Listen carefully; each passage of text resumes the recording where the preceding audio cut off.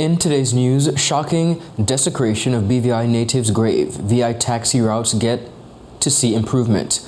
Mental health in a changing climate. New King Garden Bay Beach Hotel accepting bookings. Tourism needs collaborative effort. Accidents spark 6th District Road appeal. BVIAA celebrates ATC success. BVI suffers loss in CONCACAF clash. We have the details of this and so much more when 284 News returns. Hello and welcome to today's episode of Pop the Balloon or Find the Connection. Let's meet our first contender, ladies. Okay, Joey, so do you have any toxic traits? I'm very restrictive. I don't give more time. What you get is what you get. I don't like to give unlimited time. That's it. Okay, can you tell us why you popped your balloon? That's a little too restricted for me. Thank you for coming. Okay, ladies, so let's meet our second contender.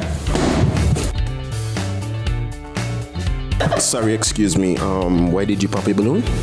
I could give you minutes, data, unlimited call, overseas call, fiber.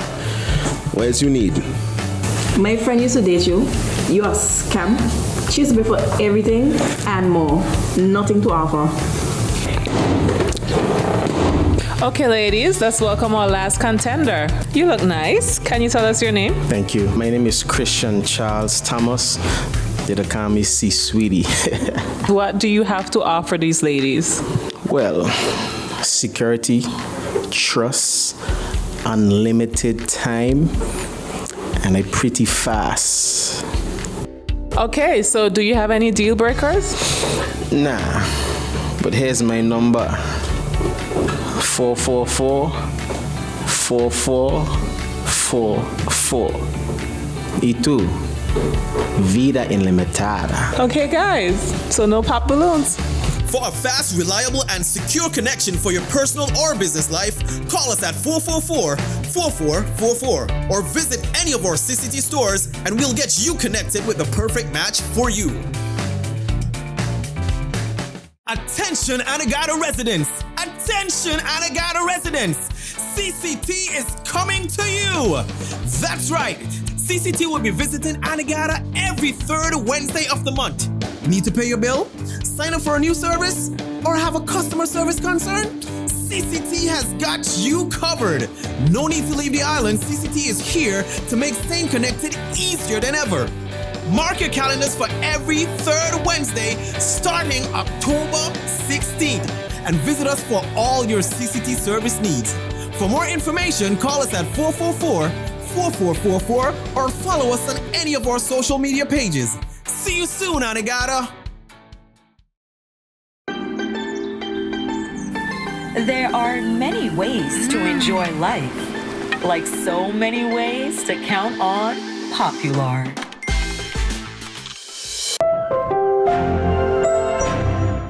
Hello everyone and welcome to this edition of 284 News. It is Thursday, October 10th, 2024. I'm Ron Grant, bringing you the very latest out of Tortola in the Virgin Islands. A happy Thursday's wish to each and every one of you. Thank you so much for joining us. Beginning our newscast on the local scene, United States Virgin Islands police are investigating the desecration of the grave of BVI lander Khalik Aaron after a disturbing discovery was made by Public Works Department employees at the Eastern Cemetery across the waters in Smith Bay, St. Thomas, United States Virgin Islands on Tuesday, October 8th. According to an article published by the Virgin Islands Daily News on Thursday, a cemetery worker discovered that the tomb of Aaron, who was recently buried after being fatally shot in Anguilla in August, had been broken into. The worker immediately reported the vandalism to authorities, who arrived on the scene to investigate. The article further stated that the Virgin Islands Police Department confirmed that the concrete tomb had been forcefully opened, possibly using a hammering tool, which also damaged the casket inside. Detailing the extent of the damage, officers noted that the casket had holes in the top of it and bottom portions, which appeared to have been cut off with an additional saw. Additionally, police detected a strong odor of bleach in the area and found bleach stains on Aaron's clothing and face. A piece of board had been placed over the broken tomb with wreaths arranged on top. Family members informed the police that no valuable items were buried with Aaron, leaving the motive behind the desecration unclear. According to the article, the incident reportedly occurred after a cemetery worker directed a woman claiming to be Aaron's girlfriend to his grave after she had asked for the location. The following morning, the tomb was found vandalized. VIPD revealed that it has since contacted Turnbull's funeral home to retrieve the body for further arrangements and noted that the investigation is ongoing and no arrests have been made in connection with the crime. New developments are taking place in the Taxi and Livery Commission within the Virgin Islands. In a recent interview, Taxi and Livery Commissioner and Director Mr. Javon Parsons spoke about the new developments taking shape, which includes establishing an organized taxi service from East End to West End in Tortola. Simply put, it's the most central location that has the most walking traffic. Okay. Persons expecting to be connected to the various communities can go to the bus stop. Buses currently operate on a first come first served basis, Okay. Basically on an hourly turnaround time. So it's like a schedule? Yeah, basically they put the schedule together, and every hour and the hour they traverse to either easterly or westerly. Mr. Parsons shared a bit about the expected direction and overall functions of the Market Square taxi stand. Let's dive a little bit into it. Since the storms of 2017, we haven't had a bus stop in more of the central locations in town. We'll fast forward a few years. We revamped the Market Square. We established a location, a terminal of some sort, central pickup point. And the persons that run, the operators that run the service now, approached the commission, wanting to help us reestablish the community bus service. You know, we had some meetings with the guys. They were able to form an executive committee. And one of the directives was to basically just send a proposal as to how we'll put this thing into play. And they've since put forward a proposal where the commission is in the phase where we're reviewing the proposal and charting the steps forward. But for the most part, it'll be overlooked by the commission. The public is being asked to utilize the taxi stand and refrain from roadside hitchhiking, which causes traffic interruptions. Really, ideally, that is the staging area for the buses. Once the initiative is up and running off the ground, even now in its early phases, buses are to be staged there. There's 5 slots, so 5 buses can fit while they lay in wait for passengers across at the bus stop. Ideally, we're trying to alleviate the congestion on the Walter James Francis Highway. Buses, on the roadway. Yeah. Buses would stop there from time to time abruptly and cause a traffic disruption. So we've created a space for them to stage and laying wait for persons. So in the early phases, we were asking for the public's cooperation and help with us achieving these goals. And even the persons that are trying to catch a bus, we're asking them not to go to the roadway and come and utilize the bus stop. Because the buses encourage being there. A bit of training has to go on. We have to encourage them to come and use the bus stop. Additionally, Mr. Parsons also shared that the routes, fares, and times will be shared publicly once the system is fully organized and approved. Within the proposal, they've proposed a number of times. It is for the minister to then approve those times, and subsequently the commission and the ministry will publish the approved routes and times, and even the fare. On this World Mental Health Day, as we face a record-breaking hurricane season, the intersection of mental health and climate change disasters become more apparent than ever. Beneath the flooded streets and the rubble left behind by storms lies a less visible but equally damaging crisis: the toll these disasters take on the mental health of affected populations. With each passing storm, the emotional scares and scars continue to deepen, leaving many to silently grapple with trauma, anxiety, and uncertainty. For this year's observance, we at 284 Media are highlighting the urgent need for mental health support in the wake of increasingly frequent and severe weather events. The emotional strain on dealing with such traumatic events can lead to long-term psychological issues like anxiety, depression, and post-traumatic stress disorder. It's a mental burden that extends well beyond the hurricane season, affecting people's daily lives as they anxiously wait for the next disaster. The events of the year 2017 and several incidents to follow have brought this issue home within the British Virgin Islands as the territory faces the challenges of changing climate. And the territory has come to know the mental health impact of extreme weather events is just not a short-term issue, as people endure repeated trauma, whether from the immediate danger of hurricane or the long-term challenges of rebuilding their lives and homes. The cumulative effect of these psychological stressors can contribute to a significant decline in overall mental health. This decline in turn further burdens already strained public health systems. Adding to the challenge is the lack of data on mental health conditions linked to climate change. This World Mental Health Day serves as a constant reminder of the urgent need for more research and data collection within this area.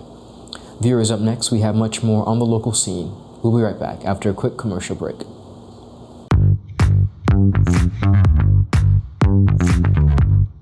Hi, my name is Judy, VI Motors Operations Assistant, and I'm here with Ding, our mechanic here, and we're going to show you today how you can locate your VIN number on a vehicle. Your vehicle's VIN, or vehicle identification number, it's a unique code specific to your car.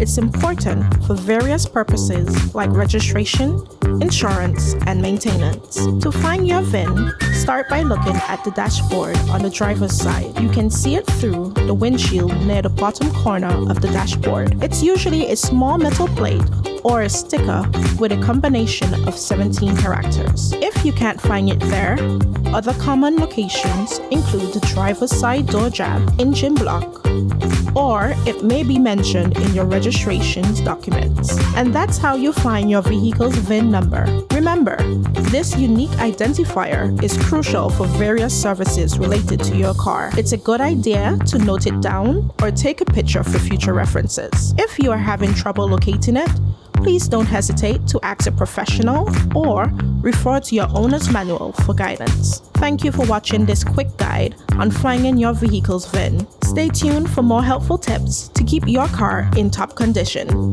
Visit us at Dove's Bottom or at our Parts Point location in Virgin Gorda, or call us at 494-2496 or our website at www.vimotors.com. Just give me my service. Yeah. Just give me my service. Just give me my service. Make the switch to CCT and get connected today. Unlimited talk, text, and data. Visit any CCT store or call us at 444-4444. CCT, Life Unlimited. Welcome back, viewers, and thank you so much for sticking with us. In honor of Reading is Fun Week, Tweet4 Media is proud to continue our tradition of featuring student readers. Today, Ms. Bernique Dean of the Virgin Islands School of Technical Studies delivers our next report. My name is Bernique Dean from the Virgin Islands School of Technical Studies. New King Garden Bay Beach Hotel accepting bookings. MHV Resorts and Hotels has officially taken over operations of Keto's Luxury Inn and Keto's Gazebo Restaurant and Bar in King Garden Bay, Tortola, effective October 1st, 2024, following months of negotiations.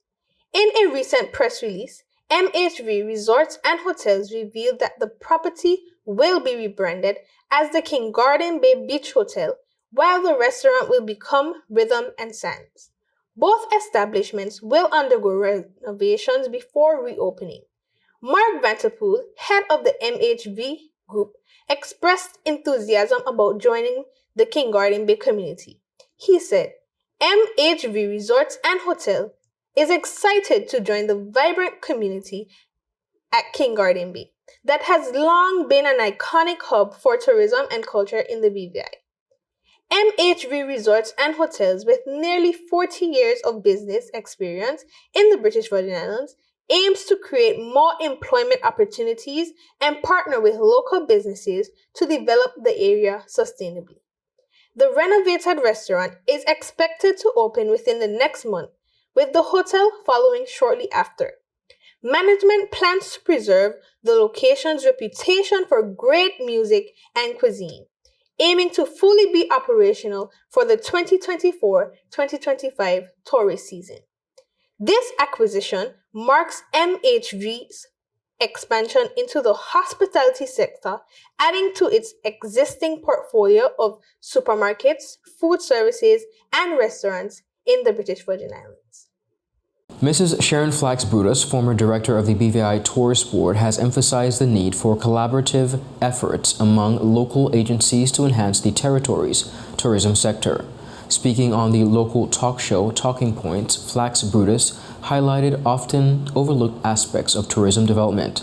The seasoned tourism practitioner stressed the importance of healthcare and infrastructure in the BVIAA's tourism product, particularly given its appeal to older travelers seeking luxury experiences. Tourism is driven, we're looking at luxury. That means our roads need to be in top shape. Our healthcare needs to be in top shape because of the type of people who come here and want it, and they do ask the questions. Sure. I get the calls. So the calls come in because, as you know, because of the product that we sell, we get a lot of mature travelers. Yes. And they are the ones with the money mainly. Not that the Gen Z exactly. Right. But they're the ones who would stay for longer periods in a market of this nature. And you get the calls, can your healthcare provide this care in the event of, right? So it is a serious... It all ties in as well. And I think it leads into us needing to budget differently because you can't have the Ministry of Tourism with a tourism focus wanting tourism things, and then there's a ship in town and the Ministry of Communication and Work goes out and digs up the road in the middle of town. Flax-Brutus addressed the ongoing challenge of sargassum seaweed overgrowth, noting it is an opportunity for multi-agency collaboration. She questioned, however, the lack of direct financial investment in resolving this issue, which has long affected the tourism sector. You set aside $1 million a year and you break it out so that a few ministries chip in, $200,000 each out of their main budget. You have, the Tourist Board, the Airport Authority, the BVI Ports Authority. So maybe one agency can't handle it all, but collectively we can. But every time the sargassum comes in, there's a scrambling, and you keep hearing there's not enough money. We have $100 million floating around out there. Is any of that money targeted for sargassum mediation? We have about $13 million sitting in the Environmental Levy Fund, which is some of it's supposed to be used for climate change items. And that has been sitting since 2017 untouched. The former director also raised concerns, of course, about accessing funds generated by the environmental levy, a $10 fee applied to most visitors arriving by air or sea, including some such as cruise ship visitors. Flax-Brutus questioned why tourism-related matters don't receive the same urgent legislative attention as other issues such as those addressed following the Commission of Inquiry. We boast a lot about how many pieces of legislation we passed. We've passed so many pieces of legislation to deal with the COI. Everybody was sitting in House of Assembly passing all of these legislation. They couldn't sleep. You couldn't talk to any of them because all they kept saying was COI, COI, COI. So how difficult is it to pass that piece of legislation to be able to access the fund and apportion them to be able to handle some of the things that are tourism related. 6th District Representative, the Honorable Myron V. Walwyn, has called for an alternate route in Boggers Bay after a recent accident disrupted the community's access in and out of the very busy community. Boggers Bay is not only a residential community, but it has public schools, private daycares, as well as supermarkets. Recently, a garbage truck became entangled in low-hanging wires, causing 4 utility poles to collapse. As a result, this led to a major power outage within the community and severe traffic congestion and disruption. No access in or out. Walwyn expressed his concerns in a Facebook post, highlighting the urgent need for an additional route out of the area. Walwyn said, and I quote, "The situation this afternoon underscores the importance of getting an alternate route to get out of Boggers Bay community. The main road is completely impassable due to an accident that took down several lampposts.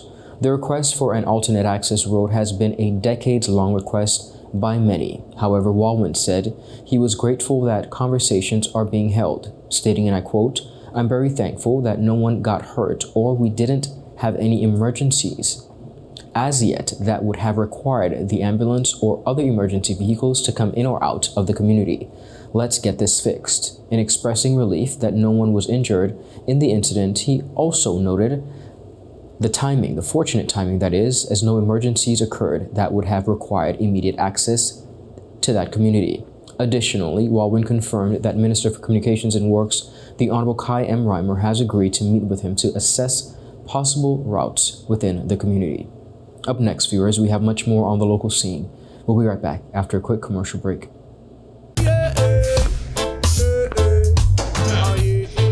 Father Jesus, that line you long like church service. Alright, do enjoy the rest of it then. Next customer line, please.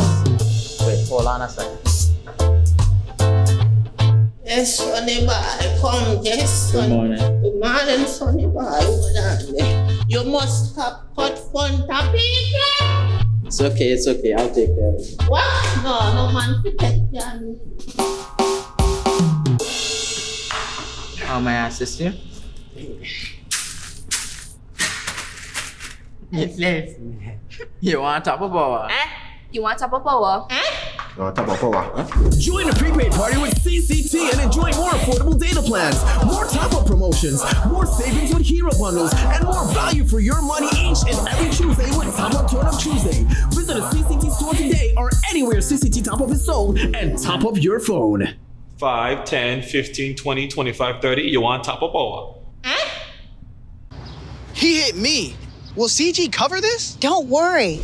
Remember when I was in that competitive arm wrestling circuit? 3-time champion, baby. I did feel bad crushing all those arms and dreams. So I took them all out for ice cream. And then we got crushed. Anyway, CG handled my claims fast. That explains the arm. The best cover for the best value. CG Insurance. Good like that. Welcome back, everyone, and thank you so much for sticking with us. Moving right along, the British Virgin Islands Airports Authority is celebrating the success of 7 air traffic control officers who have completed the Meteorological Observer Training course, achieving a 100% pass rate. The specialized training, conducted in partnership with the Caribbean Institute of Meteorology and Hydrology, is part of the authority's ongoing efforts to uphold international aviation safety and operational standards. Mrs. Diana Maduru Rumney, officer in charge, commended the officers for their dedication, emphasizing the importance of having trained meteorological observers on staff. The new skills will enable the officers to provide precise and timely meteorological data, enhancing both the safety and efficiency of air traffic operations within the Virgin Islands. Director of Operations Mr. Kyle Cummings highlighted the long-standing relationship between the authority and CIMH, while Mrs. Dawn Carrera-Leonard, Director of People and Culture, reiterated the BVIAA's commitment to excellence through education and training. Air Traffic Services Manager Mr. Phil De Silva expressed pride in his team, adding that the officers are now equipped with the critical knowledge to observe, collect, and report meteorological information in line with international standards set by the International Civil Aviation Organization as well as the World Meteorological Organization. He noted that this will lead to improved efficiency within the air traffic services unit within the Virgin Islands. The British Virgin Islands men's senior football team suffered a 1-3 defeat to St. Kitts and Nevis on Wednesday, October 9th in the 350th CONCACAF Nations League game. The match, held at Warner Park in St. Kitts, marked a continuation of St. Kitts' unbeaten run in Group C of the competition. St. Kitts opened the scoring in the 25th minute when Malik Roberts headed in a well-placed free kick, putting the home side ahead. Guav Amory doubled the lead in the 37th minute, finding the back of the net with a right-footed shot inside the penalty area after a perfectly timed pass from Raheem Henley. The BVI showed signs of life early in the second half when Christian Javier scored a right foot strike from the top of the box, reducing the deficit to 2-1 just a minute into the half. However, hopes of a comeback were dashed in the 5th minute of stoppage time as the unfortunate own goal by Akaija Williams sealed a 3-1 win for St. Kitts and Nevis. Let's take a look at those highlights. And we are underway in Basseterre. So Nevis back to Amory. He'll cut inside with the right foot, take a shot, save. As soon as he gets a spot he likes, he'll take a rip. Service into the box, far post, headed back, and somehow is it given? It is indeed a goal. Wow. Number 2, Malik Roberts. You know those defenders love to score. St. Kitts and Nevis takes the lead on a head. Let's take a look at this replay. Sort of a lofted ball, far post, and my goodness, that angle of how did that get in? And that is nature. There's a ball in. Oh, that's trouble. And that's an easy goal. For St. Kitts and Nevis, it's Amory to give the Sugar Boys the 2-0 lead. 37th minute replay. And just a ball over the top, poorly cleared. Unable to get the clearance was Williams. And there's a quick steal and a shot on goal by the Nature Boys! Wow! Guess who? What a rocket of a shot! Number 2, Christian Javier! BVI on 6th minute. We talk about Big 5 moments. Far post, catches the inside, bang! Goal, Roberts, 37th minute. Gavon and British Virgin Islands has showed up in this second half. But what a lovely touch by, here we go on the counter in the box. Oh, Forbes with good size. Advantage, Callwood with a shot, didn't get all, but here we go the other way. Great leave. In the box, the right side. And it goes in, an own goal. Akaija Williams running over there to try to play it over the end line. With this victory, St. Kitts and Nevis secured their qualification for the playoff round in the CONCACAF Nations League, while the British Virgin Islands remain winless at the bottom of the standings with 0 points from 3 matches. The BVI will look to turn their fortunes around and earn their first victory for the tournament when they face the Cayman Islands on Saturday, October 12th at 3:30 p.m.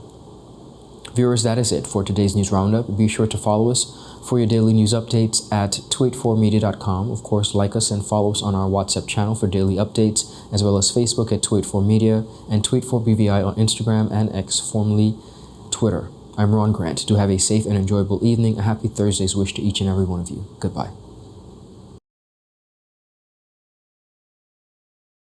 Rashford made it. Manchester United have come from behind to lead. At home or on the go, watch CCT Live. Download our app and carry your favorite TV shows, news, or live sports anywhere you go. Visit cctbvi.com/live, select your package, and tune in.